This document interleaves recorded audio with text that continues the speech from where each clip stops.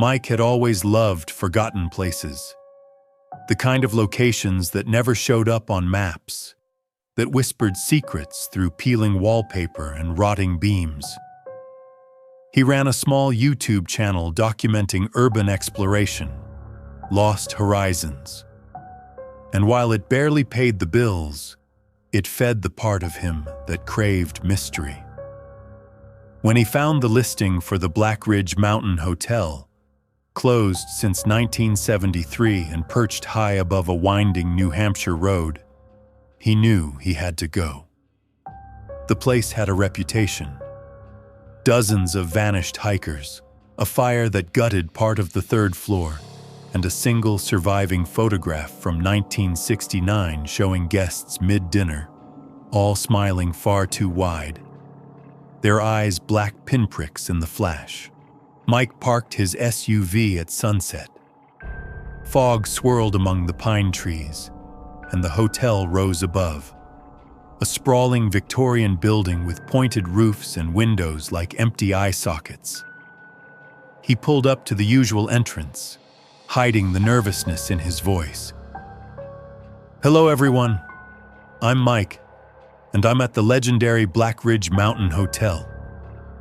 As far as I know, this is the first time anyone has explored this hotel, which has been closed for over 50 years, from top to bottom. Let's go inside." As he pushed the door open, it creaked like a living creature.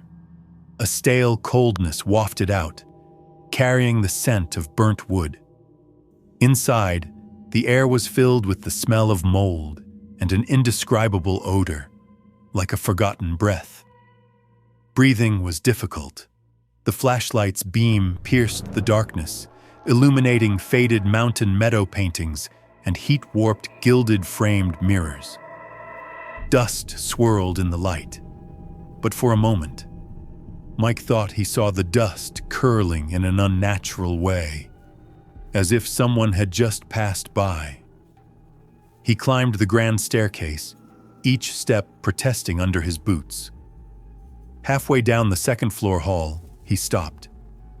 Room 6. The brass numbers were tarnished, yet gleamed faintly as if freshly polished. Inside, the air felt denser. His camera crackled with static before settling. The wallpaper was a peeling floral pattern. The bed frame warped and mattress collapsed into a grimy crater. Mike spoke into the camera. Local legend says this was the room where it all started. Guests reported strange dreams, waking up in places they didn't remember falling asleep. He panned across the room, pausing at the mirror over the dresser. The glass was perfect, untouched by dust, reflecting him with unsettling clarity. He frowned. Behind his reflection, the bed was made, and the walls were pristine.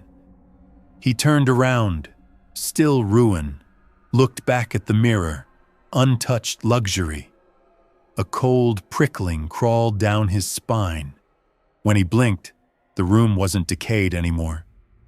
He stood in a warm glow, with sunlight pouring through clean lace curtains. The bed was neatly made.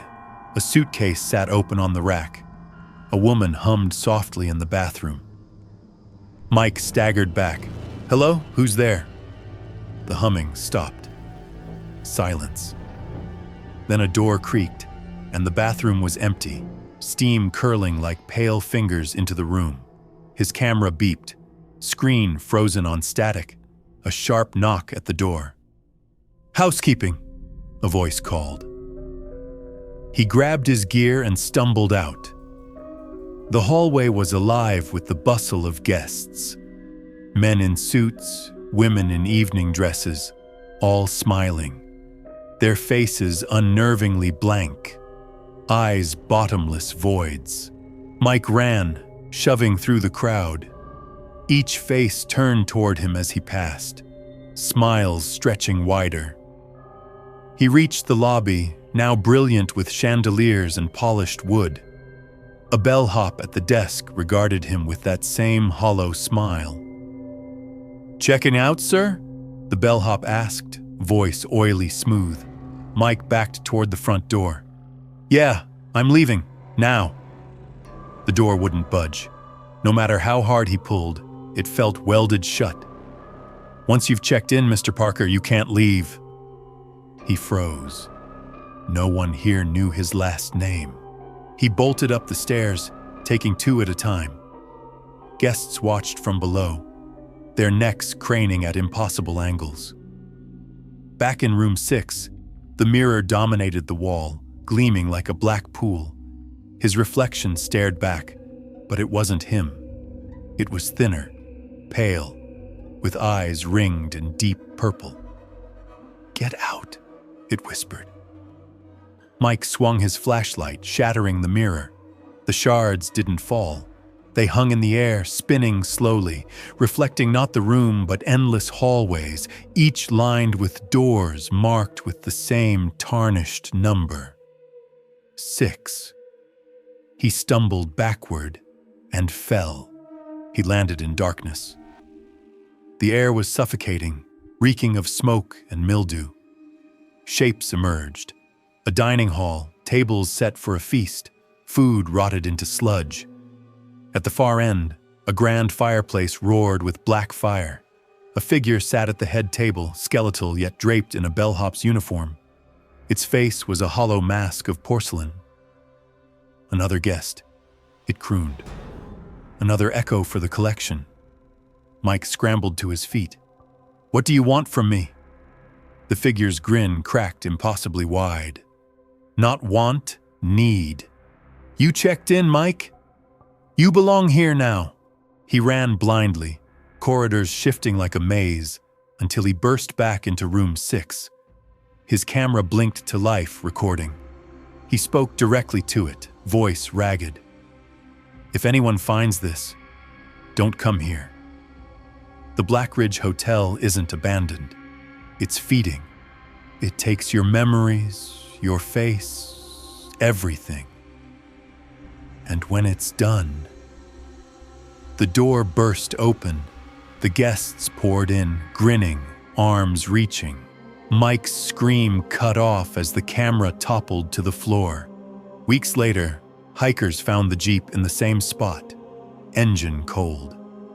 The channel uploaded a new video titled, "Welcome to Room 6. It wasn't Mike's usual style, just a silent shot of him, standing in the pristine room, smiling that same impossible smile, his eyes bottomless voids. The description read, "Check-in complete. Stay forever."